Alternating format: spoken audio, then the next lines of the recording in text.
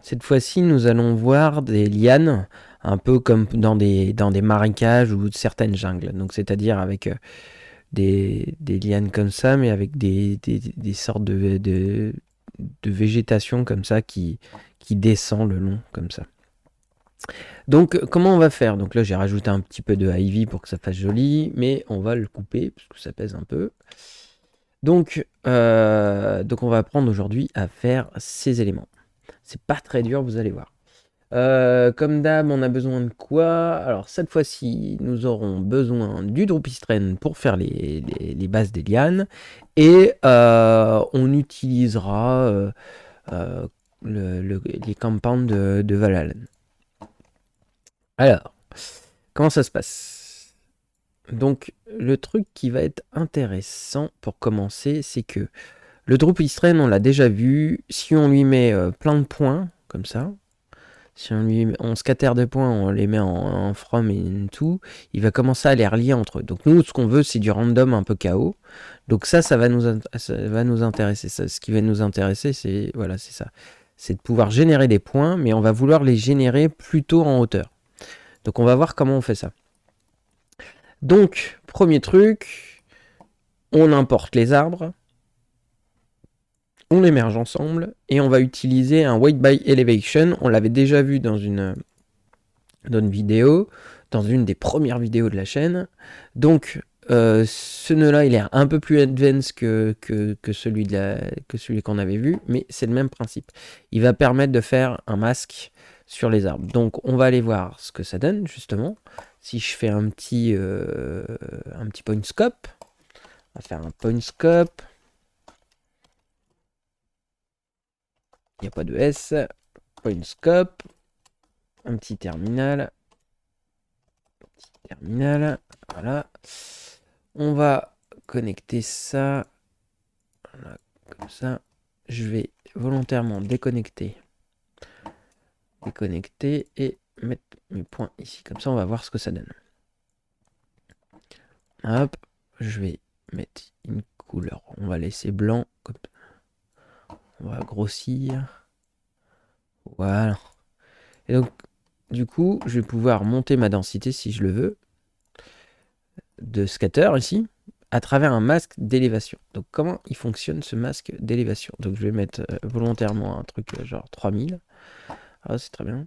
Et l'élévation, l'avantage de ce masque là, c'est que ce que vous n'avez pas forcément dans le vôtre, mais vous pourrez toujours aller piquer le mien. En gros, le but, oui, on va faire ça, ça ira plus vite. Là, en gros, je vais mettre de base un dégradé qui part. C'est blanc en haut, c'est noir en bas. Et je vais pouvoir position 1, value 1, position, voilà, comme ça. Donc on voit qu'il y a moins de points en bas qu'en haut. Et je vais pouvoir changer la position juste pour commencer mon dégradé, peut-être plus vers le haut des troncs, comme ça. Je vais faire ça, je vais mettre un petit côté Bézier à mon graphe. Voilà, et donc maintenant j'ai bien les points qui se génèrent ici. Je vous montre un petit peu comment c'est fait à l'intérieur. Hop là. Donc du get point position en entrée, change range, array bound, vector, il y a un petit if si on veut activer, mais ça c'est pareil, on s'en fiche un petit peu. Je vous renvoie à la vidéo qu'on a déjà fait ensemble, il sera plus simple et il est allé que en Y. Donc du coup, grâce à ça, là pour les besoins de l'exemple, on va mettre que 80. Donc maintenant on sait que les points qui vont être faits sont globalement sont faits sur le haut des arbres.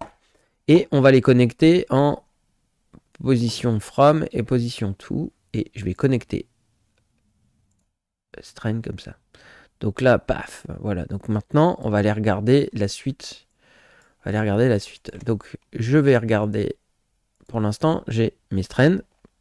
Rien de très méchant, c'est pas ça, on en a déjà assez parlé. Donc le drop min, drop max, le bias, tout ça, pour avoir quelque chose d'un petit peu flexible. L'astuce là, c'est que j'ai laissé du chaos. Je peux aussi forcer à ce qu'il y ait juste, ça connecte une fois, mais si je mets max je déconnecte le max, je peux en cumuler plusieurs, l'une en dessous de l'autre. Donc ça dépend de ce qui est recherché. Donc voilà, je peux même aussi décider d'en mettre moins que prévu.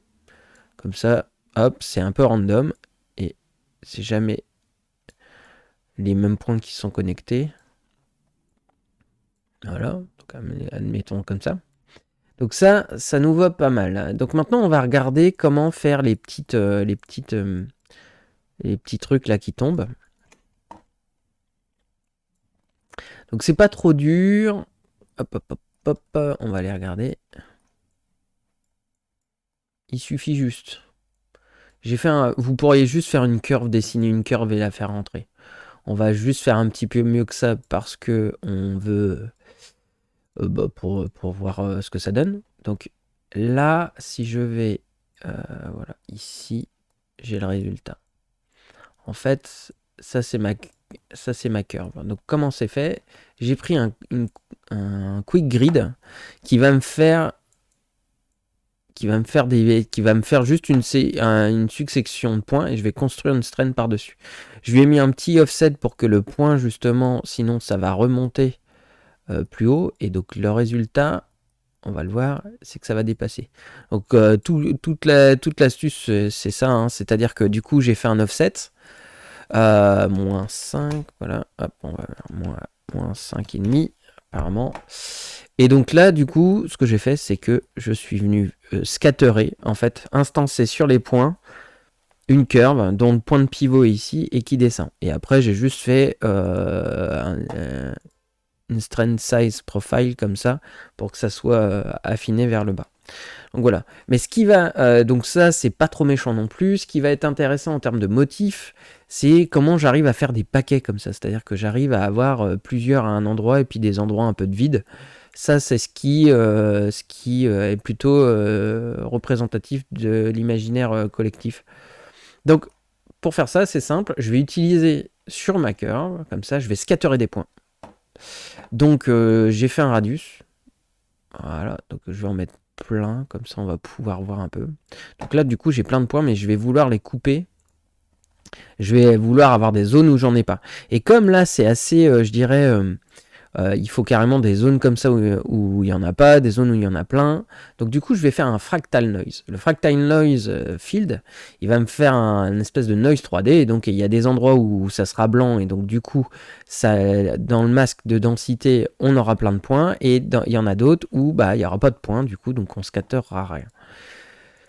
J'ai utilisé un change round field de monsieur Valalen qui va me permettre comme ça de contraster le noise.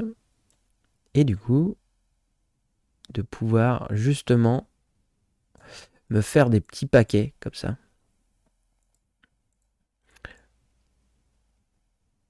Voilà. Donc là, j'ai un peu contrasté, donc je le fais un peu à l'œil. Hein. Et donc maintenant, j'arrive à avoir ce genre de petits paquets à des endroits et des endroits où il n'y a rien du tout. Donc voilà, c'est qu'un jeu de contraste. Après, il y a un petit peu un random. J'ai fait un randomize de points en scale pour avoir des lignes plus ou moins longues, pour donner un peu de vie à tout ça. C'est juste une instance, une assignation de matériaux pour un peu de couleur. Et puis voilà, le résultat à la fin, ça rajoute un petit truc dans mon espace vert là, que je me suis fait, s'il veut bien finir de mouliner. C'est un petit peu lourd parce que on l'avait vu, c'est à base de Ivy derrière. Et donc voilà le résultat. C'est tout pour aujourd'hui.